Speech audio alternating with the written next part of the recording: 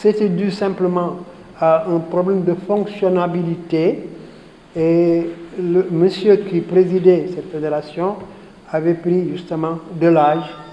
et cela a un tout petit peu ralenti le fonctionnement de cette fédération. Mais tous savent ici que quand vous parlez de sage, la sagesse dans sa globalité, dans sa quintessence, c'est justement la réactivité au niveau des dispositions à prendre, c'est être la sentinelle, donc prévenir, constituer une sorte d'observatoire de paix et faire en sorte que les événements ne nous surprennent pas. Ce n'est pas un problème de léthargie, c'est juste un problème de recul pour pouvoir mieux sauter. Voilà donc un peu la configuration de la Fédération des sages, qui est là pour répondre aux besoins, qui est là pour conseiller, qui est là pour prévenir, qui est là pour sauvegarder. Parce que après les événements qu'il y a eu, il fallait faire en sorte que la paix soit sauvegardée et que les jeunes puissent reprendre confiance en eux-mêmes, mais puissent reprendre confiance aux institutions. Nous avons effectivement une feuille de route. Et le contenu de cette feuille de route, justement, c'est ce que vous-même vous venez d'annoncer tout de suite. C'est-à-dire prévenir. Le problème avec les sages, c'est qu'ils vont se retrouver, ils vont se réunir et ils vont distiller ces mots-là. C'est la raison pour laquelle nous vous disions tout de suite que ça c'est le prologue d'un mouvement qui va venir et tout au cours de ce mois de Ramadan, nous allons un tout petit peu nous retrouver, donner des conseils, écouter les gens et arriver à la fin de ce rassemblement pour que justement tous sachent que la Fédération des sages est là justement pour être un élément de sauvegarde, mais aussi un élément de prévention. Je ne partage pas cet avis. C'est un problème de situation. Les gens se situent à différents niveaux par rapport à un problème. Nous avions un problème qui était celui-là que vous connaissez tous. Et les partis doivent répliquer. Et la façon de répliquer maintenant appartient à chaque groupe. Il y aura qui seront d'accord, il y aura qui ne seront pas d'accord. Vous avez vu tout de suite que moi, à la fin de mon exposé, j'ai dit que nous préparons un grand rassemblement. Et pour nous, c'est opportun. Il faut soutenir le président de la République. Il ne faut pas qu'il se sente isolé. Il ne faut pas qu'il sente que les gens ne comprennent pas ce qu'il dit. Alors que nous comprenons. Mais nous voulons non pas seulement comprendre, mais faire comprendre aux gens que ce message-là doit passer. Et cela ne pourra se passer que quand il y aura les gens qui sont là, qui sont responsables, qui sont des pères de famille, qui sont des enfants, qui sont nos femmes, qui sont nos sœurs, etc. Donc, pour moi, pour nous, c'est tout à fait opportun et il faut tout simplement faire en sorte que, comme nous sommes en période de pandémie, essayer autant que possible de faire que les gens puissent sauvegarder leur santé. Voilà. En fait, ce n'est pas que les gens ne veuillent pas soutenir, c'est juste un problème de stratégie. C'est juste un problème de stratégie et je pense que les gens, quand même, ils ont ce que nous appelons une obligation de réserve par rapport à des consignes dans un parti politique. Un parti politique ne dévoile pas tout. Les gens, à un moment donné, peuvent se taire et à un autre moment, ils peuvent parler. Mais ce qui est sûr et constant, c'est que le président sait qu'il est soutenu par l'ensemble du gouvernement, mais par l'ensemble aussi de ceux qui sont dans son parti. Et il est soutenu par la plupart des Sénégalais. Une fédération dans le genre de la Fédération des sages,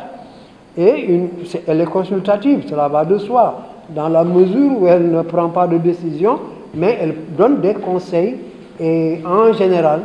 les conseils émanant de gens sages doivent pouvoir servir justement à ceux-là à qui ils sont donnés. Ça va de soi. Donc, c'est juste une plateforme consultative comme toutes les fédérations de sages qui existent au Sénégal. Kon li ñuy wax rek mooy ginnaaw bi ñu sante yàlla julli ci sang bi Muhammad sallallahu alayhi wa sallam li ñuy jëkk a def mooy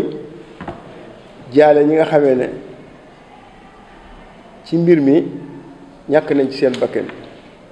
yàlla seeni bokk di massawu it ñi nga xamee ne ci mbir mi xewoon seen alal yàqu na ci loolu ñu ngi leen ci massawu di ci teg ne président de la république bi mu defee discours wane na ne dégg na li nga xamee ne moo yëngal réew mi maanaam yëngal bi mooy xale yi coono yi ñu nekkee ak frustration yi loolu moo tax dégg na leen te donte daan na jël ay mesures yu bari pour ñoom mais dina ko yokk te loolu it dafa dul Sénégal rek jeunesse africaine bi yëpp la kon dégg googu mu dégg xale yi ba ne day jël mesure loolu dañ koy rafetlu te di ko ci ne foo noonu la am réew boo ko yoree nit ñi da ngay seet la ñuy wax ak la ñuy def pour nga xam yooyu la nga ciy def te loolu la def foofu leneen li ñu ciy dolli rek mooy ñun fédération des sages bi mbir mi amee aussi rafetlu nañu xale Fatick yi ni ñuy doxale ndax it mën nañoo wax ne yàq nga am ca yenn dëkk yi amul fii te loolu rafetlu nañ ko kon ñàkkul ñoom am na lu ñu yëg ci réew mi ne kenn waru ko yàq mais dañ ko war defar fédération des sages aussi leneen li ñu ciy wax mooy dañu bëgg daal réew mi ñëpp nekk benn te loolu du fédération des sages rek Sénégal moo bindoo noonu suñu géwél yi dañuy faral di wax ne Sénégal benn bopp la te muy dëgg ñun ñëpp benn lañ kon lu daan a yàqu ku nekk war nga cee wax moo tax ñun dañ ci war a wax ñu wax ci xëy na du ne bi président di wax ñun wax nañu mais ñañ daan waxal mooy askan wi parce que ñun suñu rôle foofu la dinañ wax ak askan wi dinañ wax ak kilifa yi askan wi ni ngay waxee ñoom mooy dialogue yi am ci diggante mag ñi ak xale yi dans les quartiers dans la proximité loolu ñu ngi koy def nañ ko ci période crise bi te it dañ koy continuer di ko def kon ñun suñu rôle foofu la li ñuy wax daal pour bañ a guddal mooy président de la République dégg na li xale yi wax te donte mi ngi doon def mais mu ne dina ci dolli gën kaa def gën a cee góorgóorlu pour xale yi seen frustration yi ñu am ak besoin yi ñu am mu am lu mu ci réglé ñaareel bi ñun mag ñi dañuy taxaw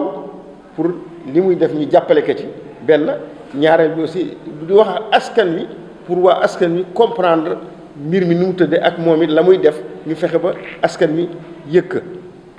loolu mooy li nga xamee daal mën nañ ko tënk ci wax ñi te di dolli wax ne nag Sénégal dëkku jàmm la dëkku waxtaan la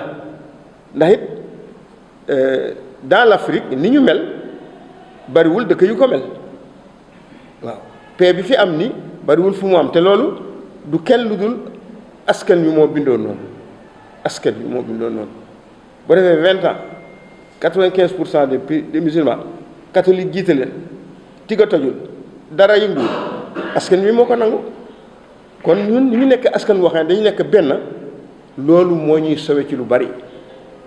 ndax kilifa yi dañoo am ay kilifa yoo xam ne yi référence bu ñu waxee ñu xam ne ñii jàmm lañ bëgg réew mi ñu dégg leen dañ leen di sant di leen ñaanal nag toujours ñoom ñu fiy taxaw di wax